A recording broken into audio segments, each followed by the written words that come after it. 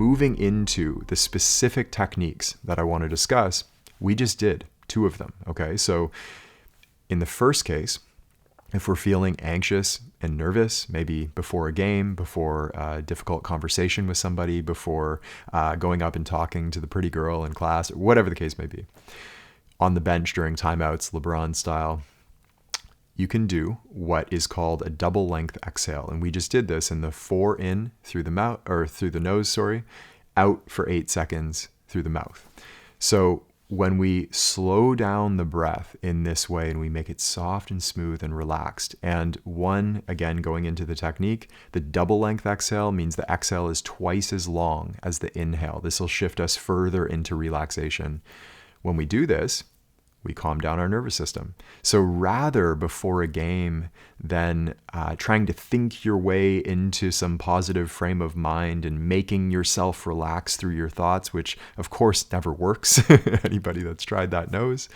Just change your breathing. That's it. You don't have to change your thoughts. Just change your breath and your thoughts will naturally settle. Okay, so the double length exhale, what I typically recommend is, as we did, 4 in through the nose, 8 out through the mouth, soft, smooth, relaxed. Okay, you can do this for as many reps as you need.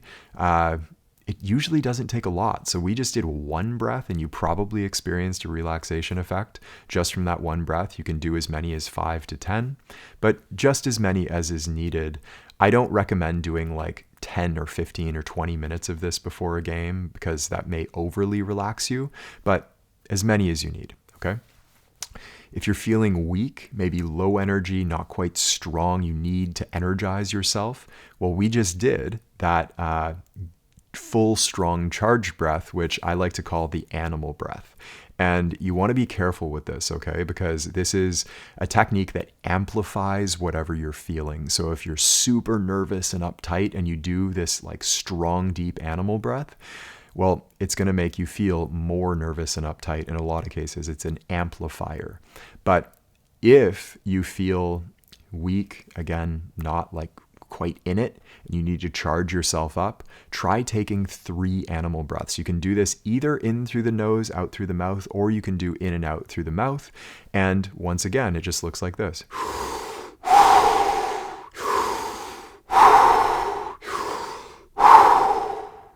Okay. I can feel my nervous system charging up as a result of doing this. We don't want to hyperventilate for too many breaths. I can already feel myself getting a little bit lightheaded from the over-oxygenation. It can, in some cases, just be a single deep, full charged breath. But I always recommend trying this out outside of a high stakes moment during a game. You don't want to do this like right before the game winning free throws or something. Do this in your training. Try this, in practice, or test drive it is the point, right? Before you take it onto a racetrack in competition, so to speak. So that's the animal breath. And finally, what I want to give you is a training technique that I call the 10 by 10 drill. All this is 10 breaths with a 10-second inhale and a 10-second exhale. While you're doing this, I typically like to do this lying down. You can do it with your knees up. I like to even use a belt to wrap around my knees and buckle my knees sort of so that they're in place, or a yoga strap does the same thing. But this makes it so that you don't, if you Google yoga strap, you'll see what I mean. This makes it so that you don't have to hold tension in your hips to keep your legs in place. You can just relax fully. You can also do this just straight-legged lying down flat. Either way will work. 10 breaths, 10-second inhale, 10-second exhale. Adhering as best you can to the breathing mechanics that we spoke about, the rule of thirds and the 70% rule. In this case, we're actually doing a very controlled, slow breath. So you will, this is one case where the 70% rule doesn't always apply. Towards the end of the inhale and exhale, you will be pushing into some tension, but this is as a technique, not as a default, okay? You gotta see the difference between these two things. We're doing it just for 10 breaths, not as a default way of breathing.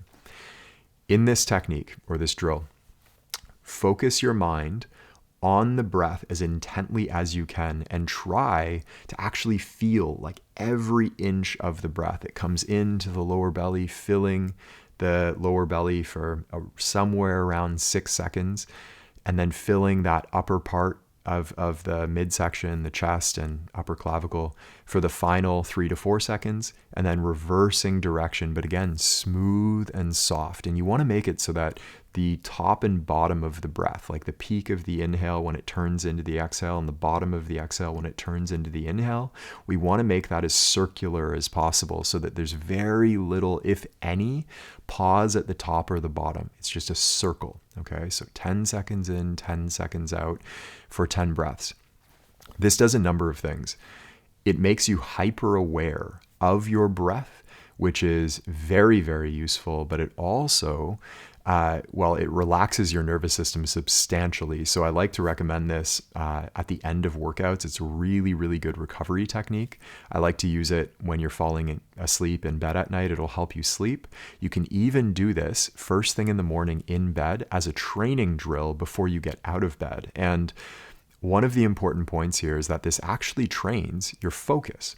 So when you're focused on the feeling of the breath, 10 seconds in, 10 seconds out, take note of how often your mind jumps off and forgets to focus on the breath and like spins off into thought.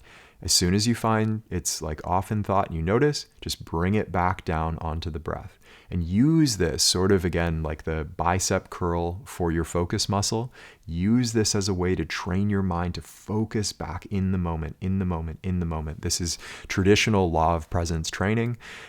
This is the basic technique in meditation. Whenever your mind wanders, bring it back, bring it back, bring it back.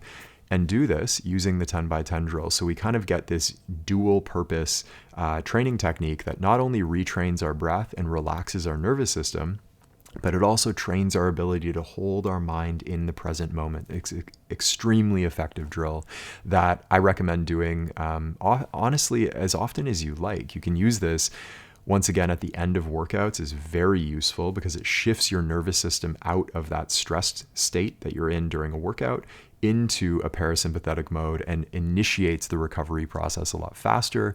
You can also do this after games. You can do it after practices. Again, when you're falling asleep, when you wake up, things like this. Integrate it into your routine and do it at least once per day. I think you'll see some pretty amazing results if you do this consistently for at least a month. You should feel quite a bit different, actually, at the end of the month. Hey, it's Taylor. I hope you enjoyed this clip. And if you'd like to watch the full-length talk, we'll have the title and/or link for you in the description so that you can check it out there. And as always, if you'd like to go even deeper, the best place to do that is in our free masterclass over at deepgame.com, which I believe will be the most powerful hour of basketball learning of your life. I hope we see you there.